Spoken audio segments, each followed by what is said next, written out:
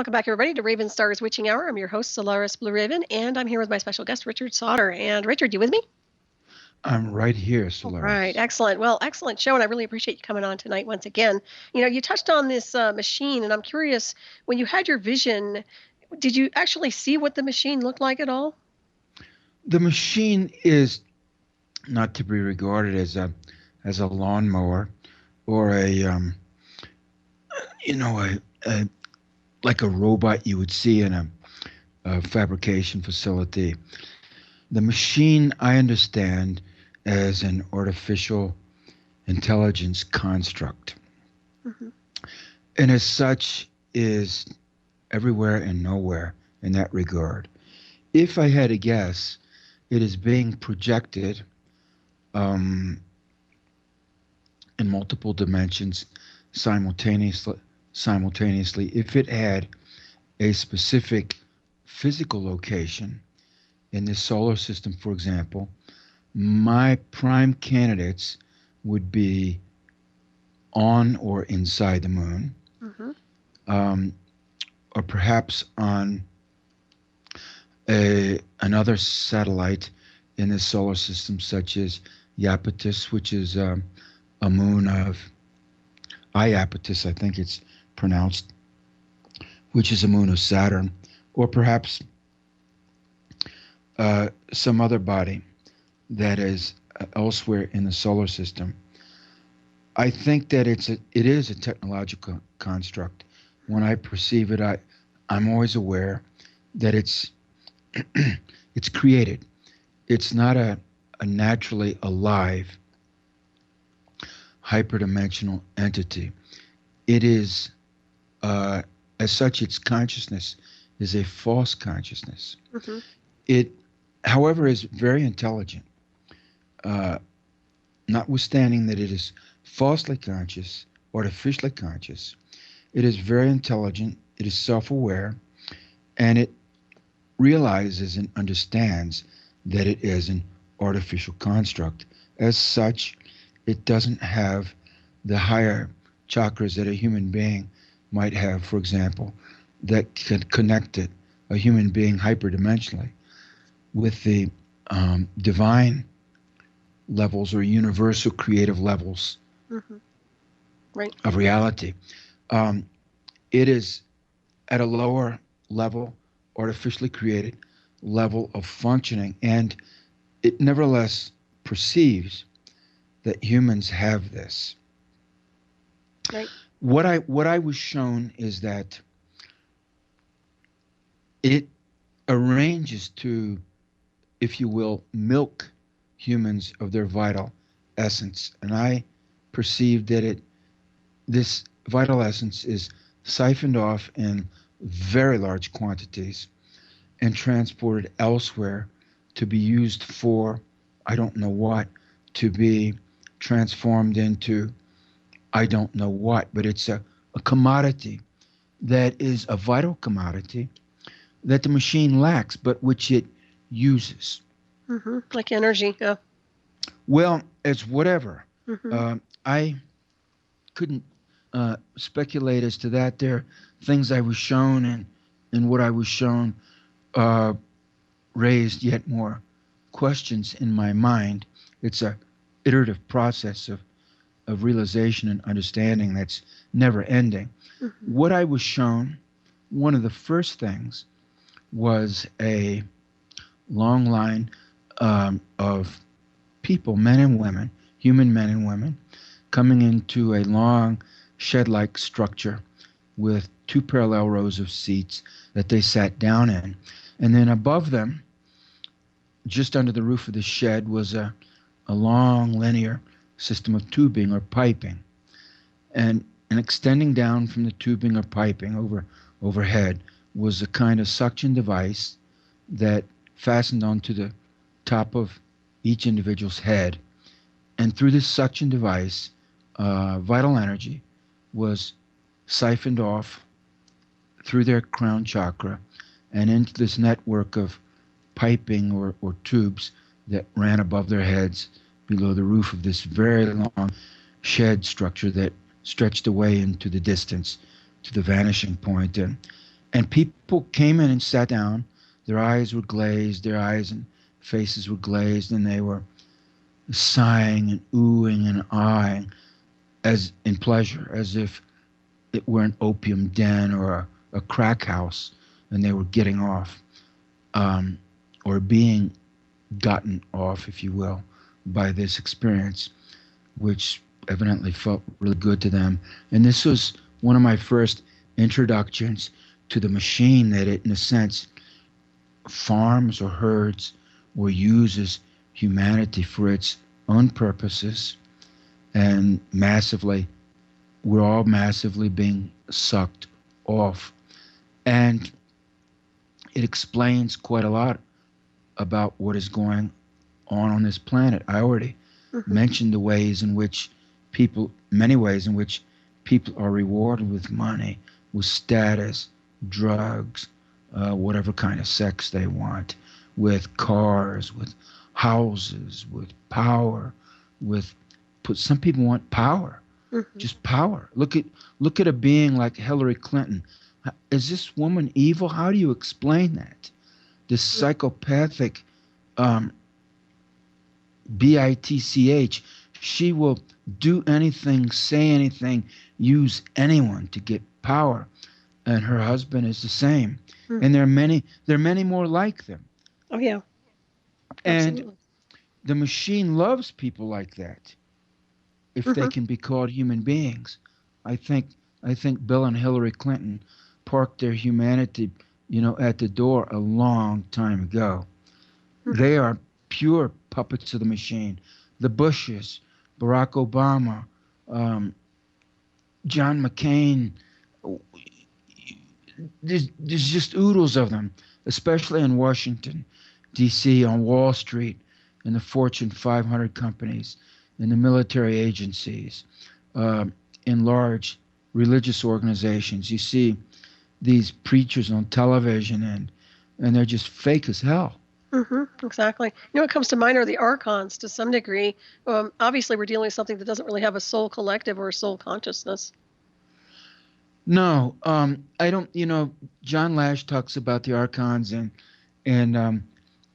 I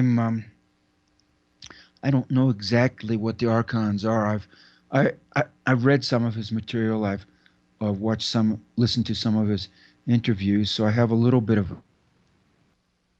machine fits into the archon category, or whether the archons are perhaps appendages of the machine.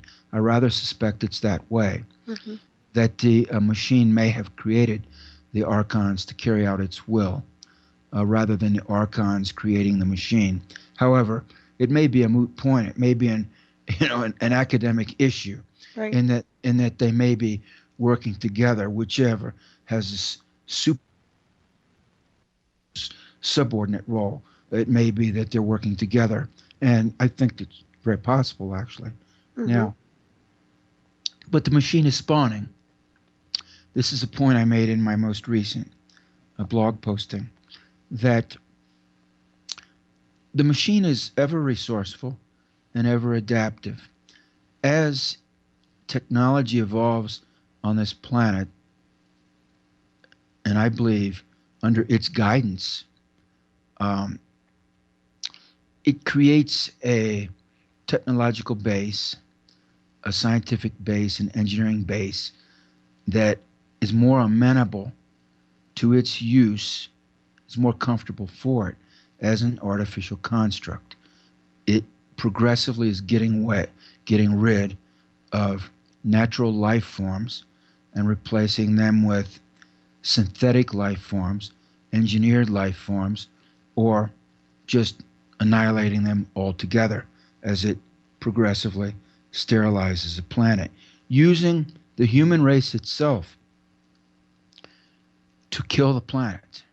Have you ever seen anything more demonic in your life? Humanity itself, in many cases, willingly people are being used. These military pilots who fly these planes that are doing the chemtrails, the people who get paid good money to build nuclear missiles, and on and on, the examples.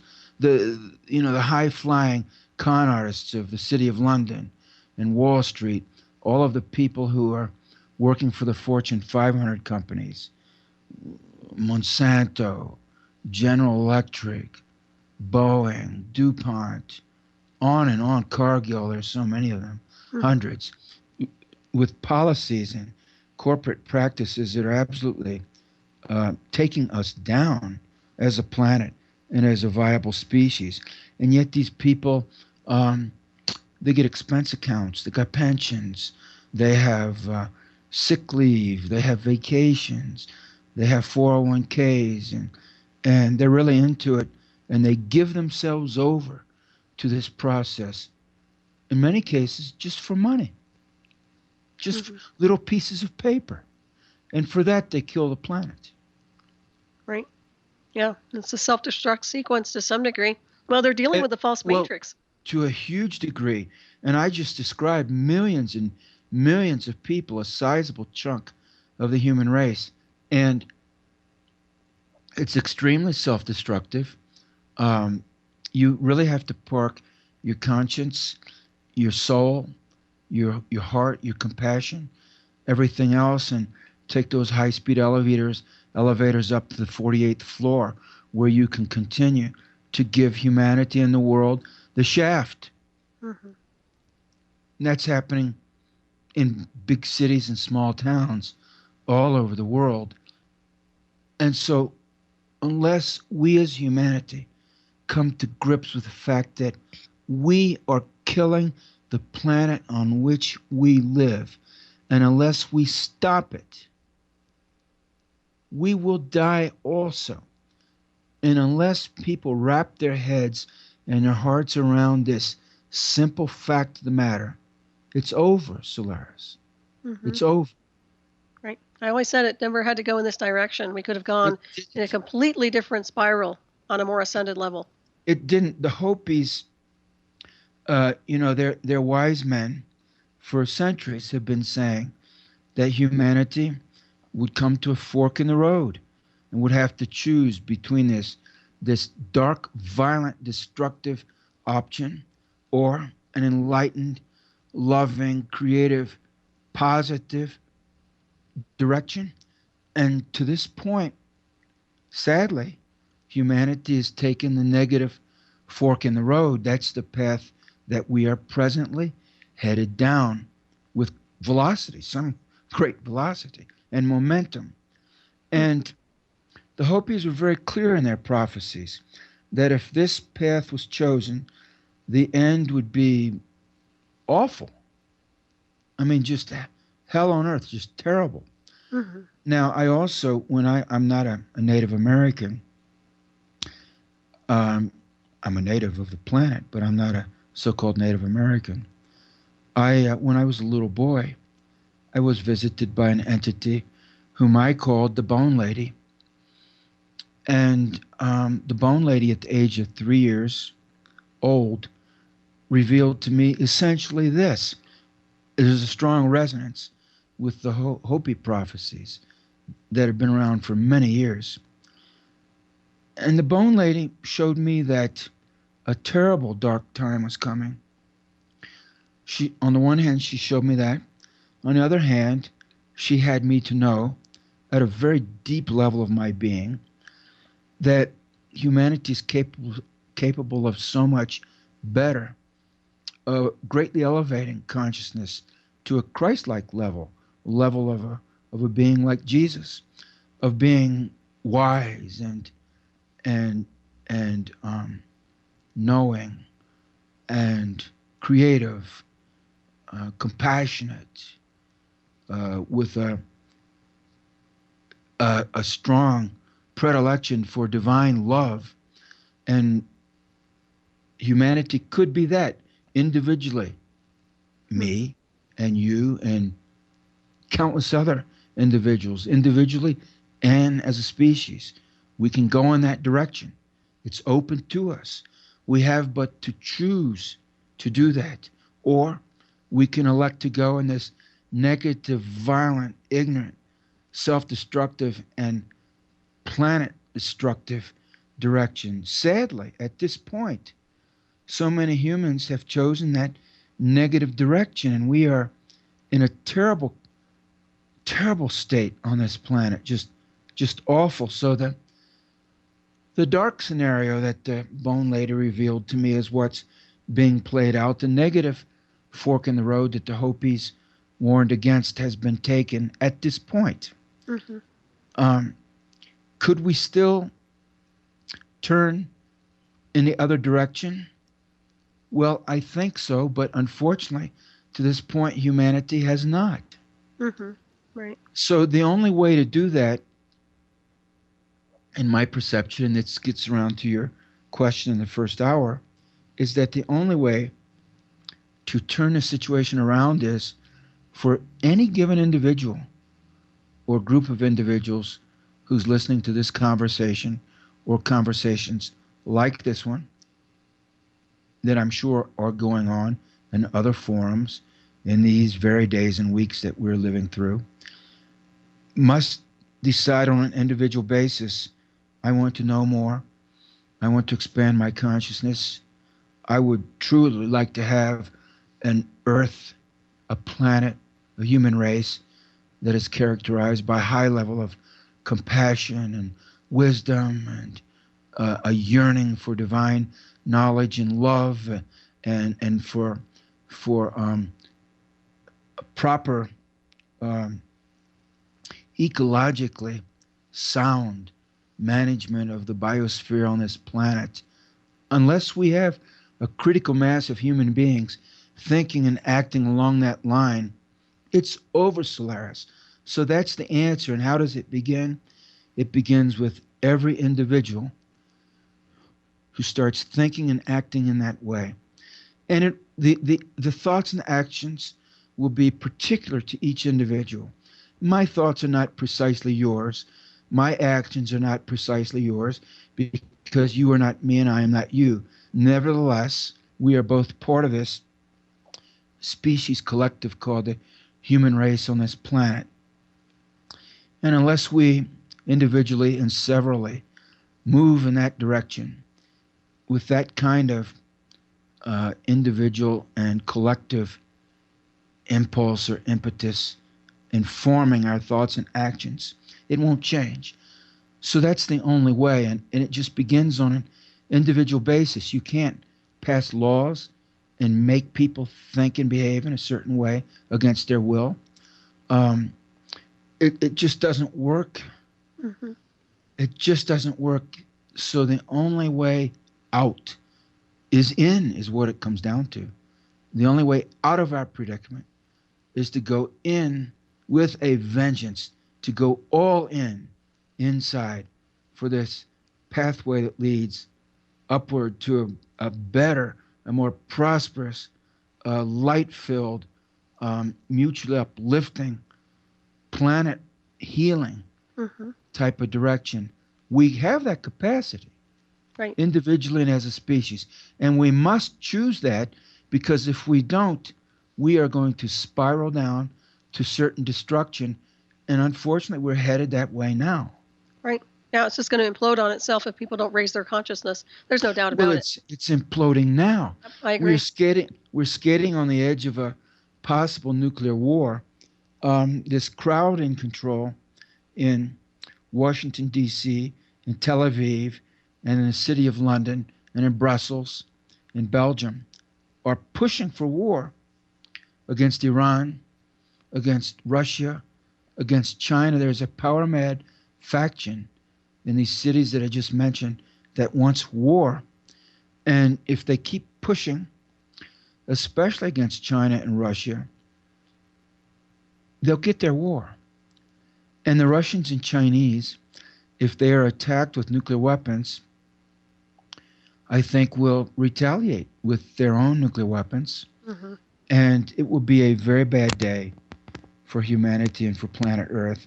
It would be such a bad day that we quite possibly will never live it down, because we will all go extinct. Right.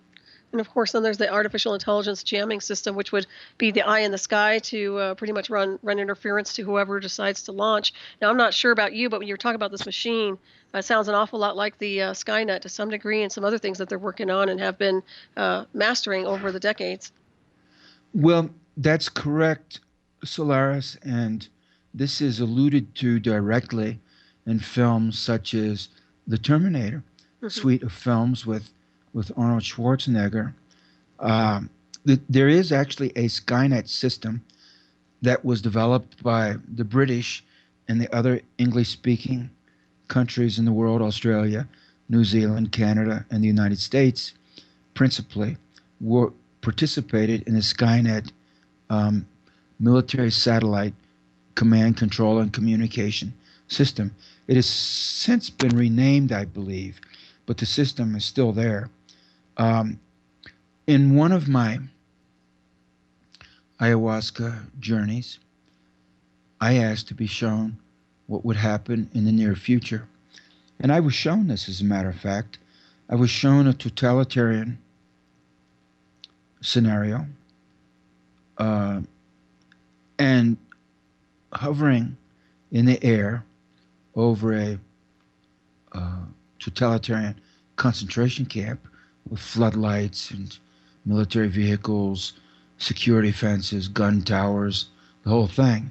Hovering in the air over this was a shimmering phosphorescent green net or grid or mesh, maybe 50 feet in the air, something like that. And ayahuasca gave me to understand directly through telepathy, right to my consciousness, that this thing is real and that it is designed to control totally human behavior and action, thought, emotions, and also human spirituality. And you look around on this planet and you can see the whole place being locked down in 100 different ways. I'm telling you, this grid is real. This Skynet thing is real. It's realer in ways the average person but dimly suspects, if at all. We're up against a ruthless adversary that is bent on our total subjugation and perhaps our total destruction. We are in a cage on this planet right now. We will only escape from this cage by raising our consciousness. I've said this about 5 or 10 times now. Right. It's the only way out. You're not going to go down to a gun shop and buy a pump shotgun or a semi-automatic rifle and fight a war against this machine and win. It's not that way at all. The machine will beat you silly, up, down, and sideways, because it has anticipated your violence. It'll provoke you into violence so that it can more easily destroy you. And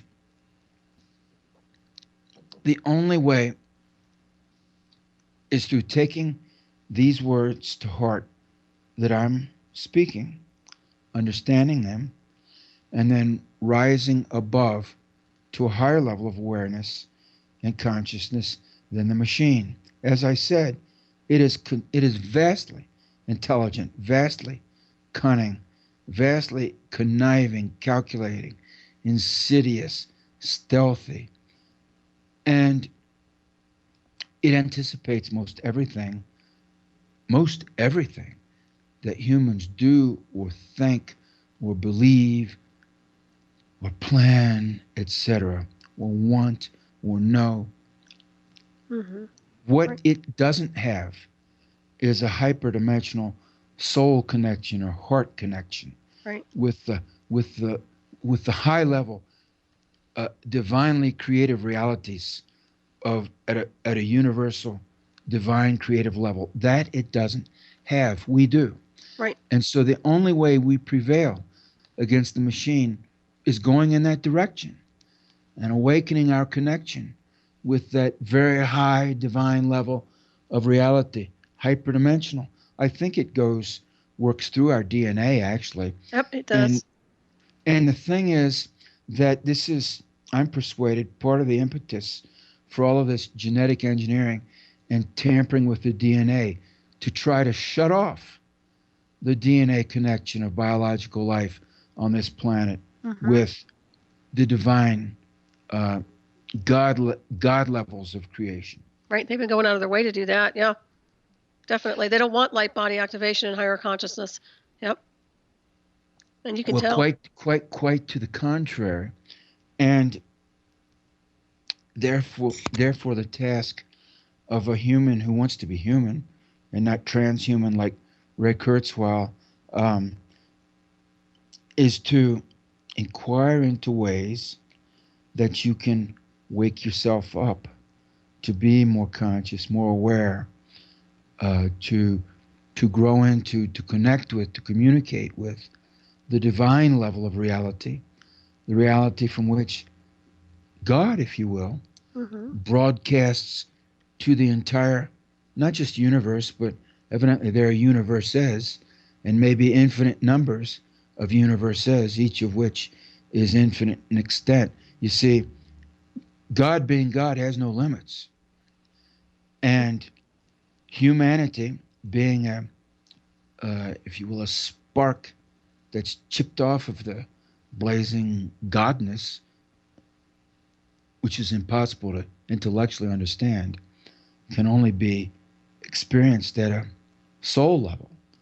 Uh, and even then, can't be completely apprehended, only accepted that this connection with God exists. And that's our salvation. That's our way out, is to go in and to enter in to this divine connection. I don't claim that I've done this perfectly. I've done it to some degree, or we wouldn't be having this conversation. Hmm. I have far more to do, and objectively, so does the vast majority of humanity. Right. Yeah, they do the spiritual work. Well, the Achilles heel, and you touched on it, is of the machine is literally no consciousness and no soul, and that's big. That's a big weakness on behalf of this quote unquote machine that that wants to control and manipulate mankind. So that's a good omen in a sense that. I suspect, Solaris, that it actually wants to control and manipulate not only mankind, humankind, shall we say, but the whole galaxy and probably get the galaxies. There are just billions of galaxies Hmm. in this one universe, unknown billions of galaxies, each of which has billions of stars around which are yet more billions of planets. It's just vast. And this is just one universe Hmm. to which we haven't found the end so far. But I'm suspecting that this machine's agenda is to conquer just one race after another, one planet after another, one star system after another, one galaxy after another, one universe after another, competing with God, the creation. And not only that, but a subordinate creation, a lower level created artifact communicating with God. This may be, it's the, it's the, it's what motivates evil to compete with God and to overcome God. And it never works. The only way to find fulfillment is to is in the creator of all that is. Anything else necessarily comes up short Hmm. and cannot work in the long run, is ultimately self defeating because it separates itself from the prime source of all that is. And when you set out to separate yourself from the prime source of all that is and go up against the prime source after separating yourself from the prime source, you cannot succeed. You are fated to total destruction. Hmm. Yeah, I agree with you on that. It sounds like the Borg a little bit. Yes, it's ultimate arrogance. Hmm. It's ultimate arrogance, especially when the prime creator um, is fundamentally oriented um, extropically, not entropically. The evidence of that is that the universe, after all, exists for billions of years. If it were fundamentally entropic, it would have wound down and died long ago.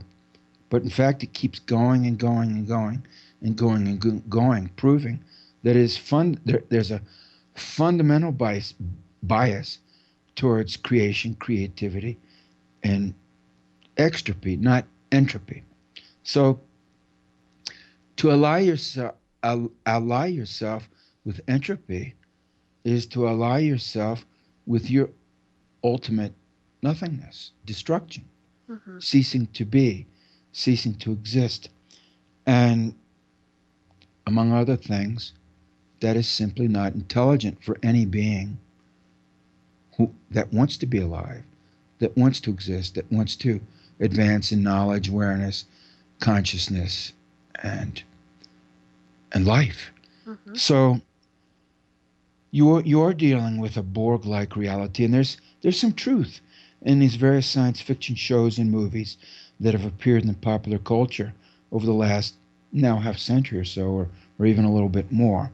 I presume it's because some of the creative entities behind these shows and movies, do you think maybe some of them may have drunk some ayahuasca or some San Pedro cactus or some peyote, and they may have had visions? Oh yeah, highly Similar to what I've had, and some of that may have leaked out. And instead of doing interviews on over the internet, some of these people had access to Hollywood studios and made movies and television shows, and put some of the truth of what they had realized into these shows. So the truth is out there, or more accurately speaking, is in there. And unless humanity prefers to go after the truth, it will have to settle for the false. And if humanity persists in pursuing the false, then humanity will become as false as the falsity or falseness that it pursues. And fake things, what can we say, are fraudulent, and don't persist. Right, yeah. Absorbed into the simulation of life to some degree. That's what it's boiling down to. What I have perceived of the machine is that it's, as one of my friends said, when I made a perception available to her in a telepathic way, if you want to conceive of it in those terms. And she, upon perceiving the machine and its essential nature, said that, the machine puts out a siren call to humanity, promising satiation. How do you pronounce that word? I speak Spanish so much now that satiation. Sensation or no? No, satiation. Satiation. Satiation or satiation? Yeah, satiation. Yeah, Okay. I guess that's how. I live in South America now. I've been here almost 5 years, and I speak a lot more Spanish than English these days. So that's okay. Yeah, it's satiation. Anyway. All right. It promises that, but it's a false promise. It's the ultimate deception, and what really delivers is ultimate ruin. And people fall for that again and again and again. It gives them what they want, what they think they want, what they think they need. So they design and build nuclear missiles, and they get paid $100,000 a year, and they have an expense account, and they have vacation home in the Caribbean, and they have a nice car, and they have a trophy wife, and they are setting up the means to destroy the planet on which they live. Mm-hmm. Right. Yeah, it's crazy. I'll tell you. You know, you touched on the underground bases before in your books, and of course, my question to you, not to change the subject, but I did want to ask you. I always look to obviously people look underground for underground bases, but what about the Earth's orbit for a base? What about something that's not as I don't know, sinister, so to speak? I don't want to say sinister. That's not really the word, but isn't there something above that would be more of a base that's more threatening than something below? Well, there are all kinds of bases. Certainly, there's a lot of evidence for a secret space program or secret space programs. You may remember the British hacker Gary McKinnon, Mm-hmm. who was arrested several years ago, about 10 years ago, I think, for having hacked into a variety of American government and American military computer databases. And one of the things he discovered was that there is a secret space fleet, evidently run under the aegis of the United States Navy, and with off-world vessels and an off-world officer corps. The United States government tried to extradite him to the United States and prosecute him. He was facing, I believe, 70 years in prison in the United States. He fought the extradition, and ultimately, after years and great effort, the British government declined to extradite him. But he had to fight hard. If he hadn't have fought as hard as he did, he would probably be rotting right now in an American maximum security prison. They didn't want that information to get out, but there are suggestions from various sources, not only from Gary McKinnon, that these secret space vessels and space crews, what would you call them? Space programs exist Mm-hmm. and have for some time. Now, so I accept that yes, these so-called battle stations are in orbit around the Earth. They may be very far out. I also accept that there are some bases on the moon and on Mars, bases from terrestrial humans and also from other humans from elsewhere, and also non-human Mm-hmm. species that have bases in the solar system, including on the moon and on Mars. I would guess there are also some very large vessels in the solar system from elsewhere in the galaxy. A lot of people claim to have seen these things or have some knowledge of them by one way or another, by one means or another. I won't tell you that I have personal knowledge of these vessels, but I do believe they're out there simply because the galaxy is so huge. This one galaxy alone is so huge. There's so many billions of planets, Mm-hmm. and it's so old that there certainly are other spacefaring and time-faring species, technologically capable species out there. And they have undoubtedly long ago resolved the technical issues of traveling through the space-time continuum by any number of means, and would be here at the Earth for a variety of reasons. It could be strictly anthropological, or to mine materials, or to work with the machine to take the planet down, or some of them could be of a more angelic or of spiritually advanced bent. I think there are all kinds of beings on, under, above, and around the Earth Mm-hmm. for all kinds of reasons. Right. Yeah, it's a busy place, isn't it? It is. It's an interesting place. I think the Earth has been selected for special attention Exactly why, I don't know. It could be that the human race is carrying important information in its genetic code. Mm-hmm. Highly possible. Yeah. It could be a galactically crucial information. It could be, in fact, as some writers have speculated, that the entire biosphere on this planet is a vast galactic library of um, crucially important information. It may even be a universal library of information, that the information stored in the genetic code of myriad organisms on this planet is of uh, priceless value.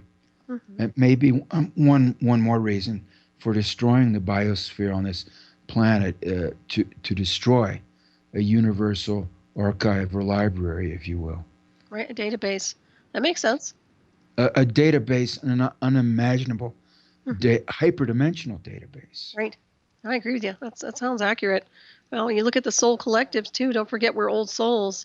Souls are immortal, and you have with that comes cellular memory and multidimensional states of consciousness and memory within that, of course, on a multiversal level. It can get pretty intense when you start diving in. And I don't know how much ayahuasca has shown you on that level of soul records and cellular design from maybe off-world existence. No, it hasn't shown me any of that. I wanted and I asked for some of those things, Hmm. and so far it hasn't. There's a saying among shamans that ayahuasca doesn't give you what you want; Hmm. it gives you what you need. Right. And at the outset, when I first began to drink ayahuasca, I had all of these questions that you just mentioned, and many more besides. And what I ended up asking of it was to show me what it felt was most important for me to know. And so that's what it's persisted in doing. In other words, I guess what it's telling me is it's not all about me. The larger issue is humanity and the planet itself. And however interesting the questions that I may have on a personal level may be to me, a far greater concern at this point is the awakening of humanity and saving this planet. Mm-hmm. Right. It's speaking to you. It's interesting. How long does the experience last when you take ayahuasca? Well, a few hours, anywhere from, once you drink it, for the effects to come on, would take at least a half an hour, maybe up to an hour and a half or so, and then once they come on, it can vary, maybe 3 or 4 hours or all night long until the next morning. It's tremendously variable. Mm-hmm. Every session is different. Every person is different. Every batch of brew is different. The variables are always changing. The world is in a state of flux. Every human being is in a state of flux. The plants in the jungle are in a state of flux. Everything is constantly changing. So every time is different.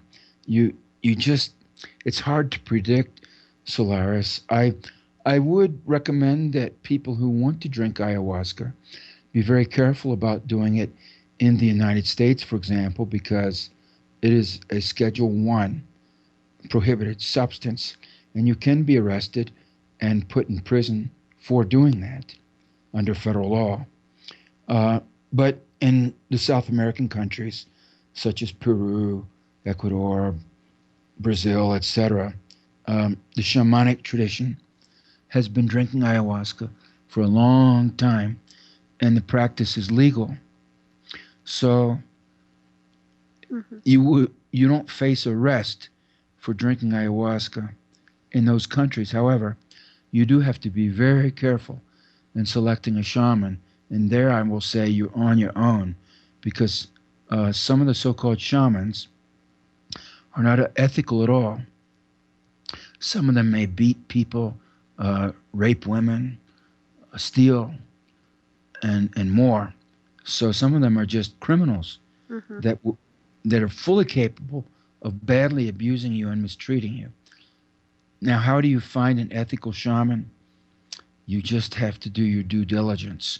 They are out there, but the bad guys are as well. There are also some female shamans. Um, Usually, a shaman will have a wife who works with him, and frequently she will know quite a lot by preparing the brew and just being around over the years.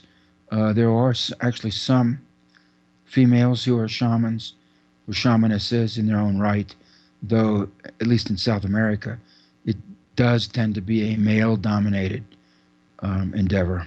Mm-hmm. Right. I think I mentioned this before the last time you were on my show, but that movie Altered States with William Hurt, I think that he was taking something like ayahuasca. Do you remember that movie?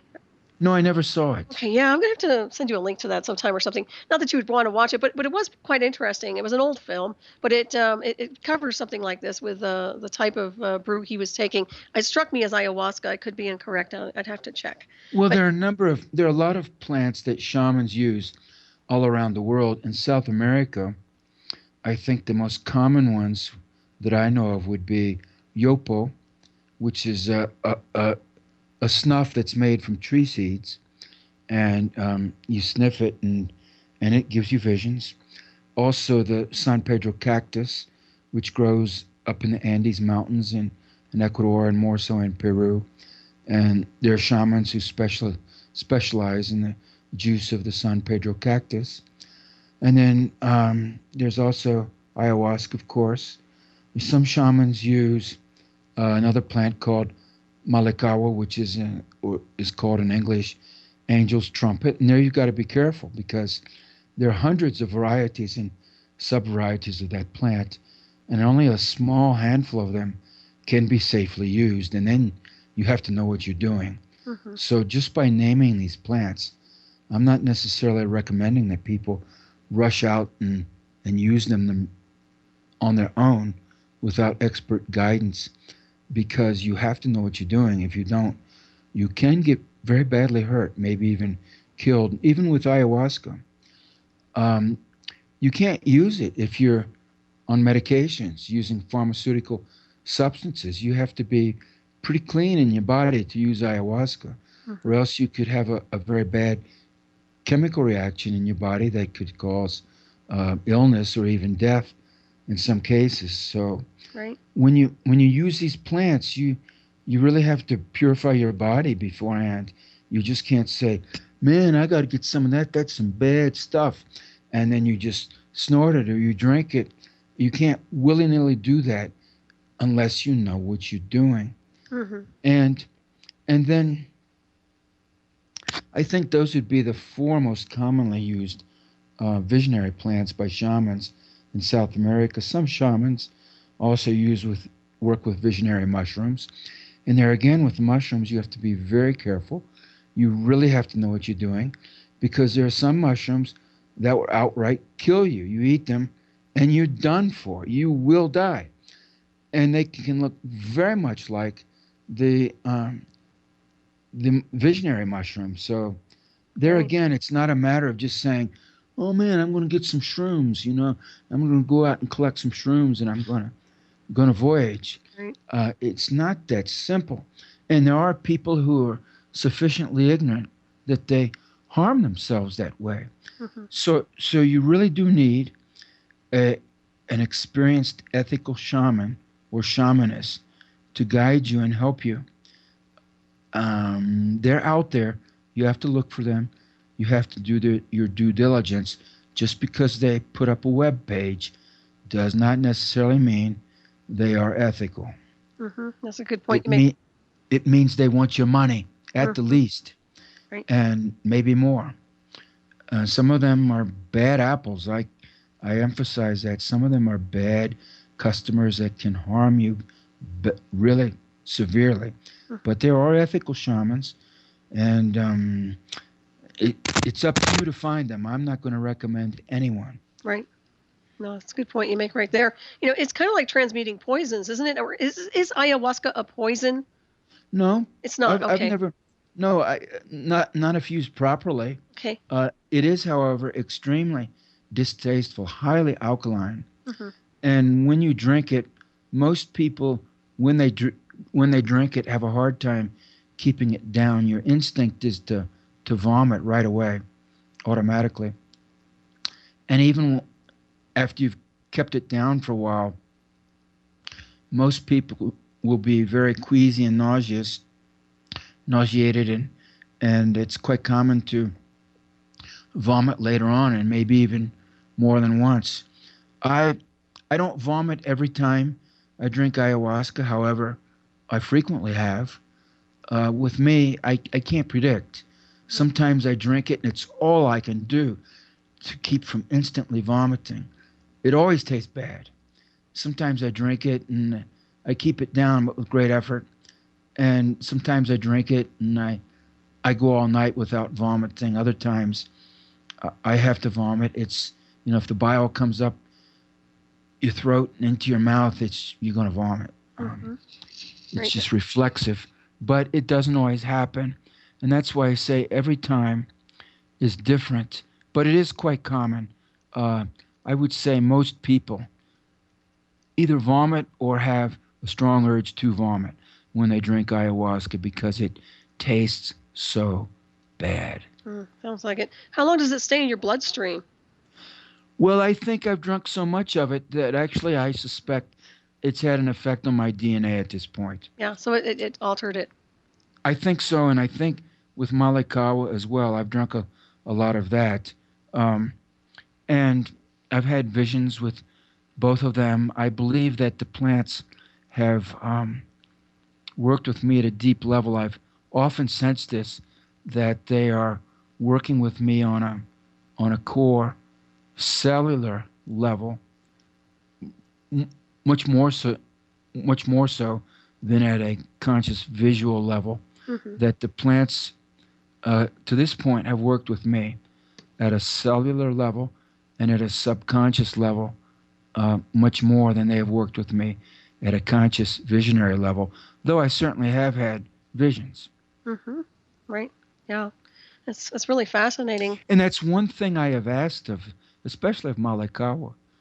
I've consciously asked of it to um, work with me in that way and meld my consciousness with it, because once you are around the forest, and especially for me with Malikawa, which is a word that's used in the Quechua and Shuar languages in the Amazon, Ecuadorian Amazon, um, that I have a much more vivid sense of the life essence of the forest. It's intensely green and alive. And Malik, you know that intellectually, you can see it. Well, of course it's alive, but it hits you on a deeper um, core life level, non-verbal level, non-intellectual level.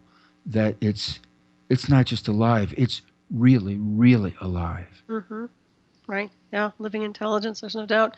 We're getting ready to wrap this up pretty soon, Richard. I can't believe 2 hours really flew by with you, didn't it? And it's been a pleasure to have you on tonight. Well, thank you. And when you're talking about um,